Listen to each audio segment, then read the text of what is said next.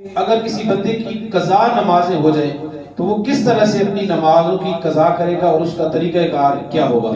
کیا اللہ کے رسول صلی اللہ علیہ وسلم کی نماز کبھی قضا ہوئی؟ کیا انہوں نے بھی کبھی نماز چھوڑی؟ کیا صحابہ کرام سے بھی کبھی نماز قضا ہوئی؟ تو ایک موقع آتا ہے جس کے بارے میں ہمیں ملتا ہے کہ رسول پاک صلی اللہ علیہ وسلم اور صحابہ کرام چند نمازیں پر وقت ادا نہیں کر سکے، اور وہ جنگ کا موقع تھا۔ حضرت عبداللہ بن مسعود روایت کرتے ہیں سنن ترمذی کی حدیث نمبر 179 کہ ان المشرکین شغلوا رسول اللہ صلی اللہ علیہ وسلم 4 صلوات یوم الخندق حتی ذهب من اللیل ما شاء اللہ۔ فرماتے ہیں کہ غزوہ خندق کے دن رسول پاک صلی اللہ علیہ وسلم مشرکین کے معاصرے کی وجہ سے 4 نمازیں بر وقت ادا نہ کر سکے، یہاں تک کہ رات کا کچھ حصہ گزر گیا۔ پھر آپ صلی اللہ علیہ وسلم نے حضرت بلال کو حکم دیا، انہوں نے اذان دی، پھر اقامت کہی تو آپ صلی اللہ علیہ وسلم نے ظہر کی نماز پڑھائی، پھر اقامت کہی تو عصر کی نماز پڑھائی، پھر اقامت کہی تو مغرب کی نماز پڑھائی، اور پھر اقامت کہی تو عشاء کی نماز پڑھائی۔ یہ ذرا حدیث کو سمجھیے گا۔ دن کو 4 نمازیں رہ جاتی ہیں،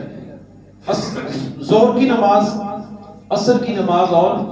مغرب کی نماز، 3 نمازیں یہ رہ گئی، اور عشاء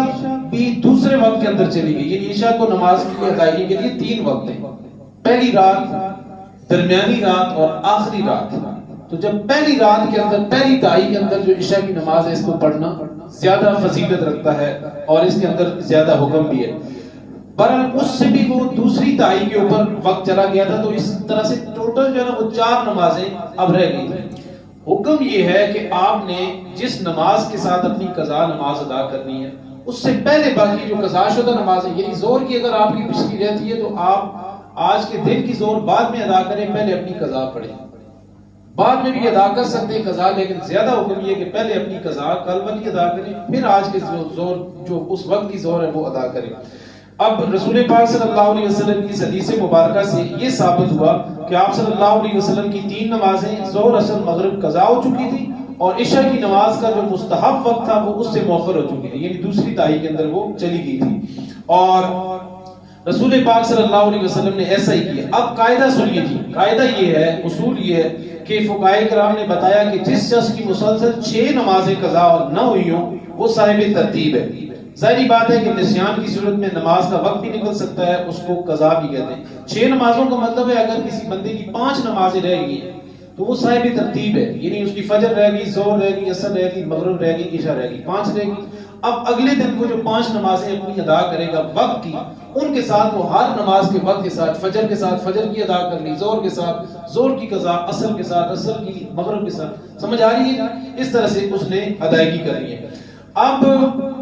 اگر سوال یہ پیدا ہوتا ہے کہ اگر کسی کی زیادہ نمازیں تو کیا اس کا وہ کوئی فدیہ وغیرہ دے دے یا کوئی اس طرح کی کوئی اور صورتحال، تو فرمایا کہ جب تک وہ ادا یا قضا کی صورت میں اپنا ادا فرض نہیں کرے گا، آخرت کی جواب دہی سے وہ بری الذمہ نہیں ہوگا، کیونکہ رسول پاک صلی اللہ علیہ وسلم نے ارشاد فرمایا فدین اللہ احق ان یقضى، اللہ کا قرض ادائیگی کا زیادہ حقدار ہے۔ تو یاد رکھیے کہ اس نماز کے حوالے سے کوئی بھی ایسا فدیہ نہیں ہے کہ آپ کی نماز رہ گئی تو آپ کہیں گے کہ میں کچھ رقم اللہ کی راہ میں دے دوں تو میری نماز کا فدیہ ہو جائے گا، ایسا نہیں ہے۔ روزوں کا فدیہ ہے، ایک بندہ نہیں رکھ سکتا، اس کے لیے فدیہ رکھا گیا ہے کہ وہ 2 مسکینوں کو یا 1 مسکین کو کھانا کھلائے، لیکن نماز کے لیے اگر ادا نہیں کر سکے تو آپ اس کی قضا کر دیں۔ اور قضا کے لیے بھی فرمایا کہ جب تم میں سے کسی شخص کی سوتے میں غفلت سے نماز رہ جائے تو جب بھی اسے یاد آئے وہ اس کو ادا کرے،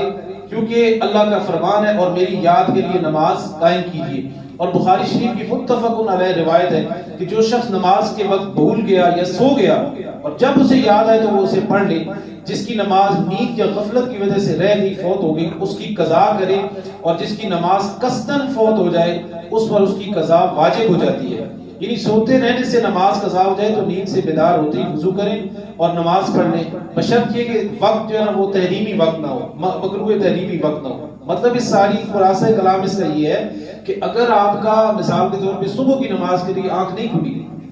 جب آپ کی آنکھ کھلی ہے، اب ظاہری بات ہے نیند کے اندر ہونا یہ انسان کے اپنے اختیار میں نہیں ہے، تو ایک فطری تقاضا ہے، اس کی آنکھ ہی نہیں کھلی۔ جب اس کی آنکھ کھلی ہے، اس نے دیکھا بے شک وہ وقت سورج طلوع ہو چکا تھا، سورج نکل آ چکا تھا، لیکن اس کے باوجود بھی جب اس کی آنکھ کھلے وہ اپنا وضو کرے اور صبح کی نماز کی قضا کرے. جو ادا کرنی تھی ادا تو اپنے وقت کے اندر ہونی تھی. اب چونکہ جیسے ہی سورج طلوع ہوا تو اس کا وقت تو نکل چکا ہے, لیکن اس کی وہ قضا لازمی ادا کرے. ایسا نہیں ہے بالکل کہ چھوڑو جی وقت ہی نکل گیا اٹھ کے نماز پڑھو. تو نہ پڑھنے سے, صاف نہ پڑھنے سے اس کے لیے اگر وہ نہیں پڑھے گا تو اس کی جواب دہی ہوگی, لیکن اگر اس نے قضا پڑھ لی اس کے اجر کے اندر, ثواب کے اندر کمی ہوگی, لیکن آخرت کے اندر اس کی جواب دہی نہیں ہوگی. تو یہ ترتیب آپ نے پچھلے سارے, اگر مثال کے طور پہ کئی سالوں کی آپ کی یہ چیز رہتی ہے, نمازیں رہتی ہیں, تو آپ اپنا حساب کریں گی کہ اندازاً میرے 2 سال کی رہتی ہے, 3 سال کی رہتی ہے, تو اب میں نے آگے مسلسل 2 سال تک ان نمازوں کو پڑھنا ہے.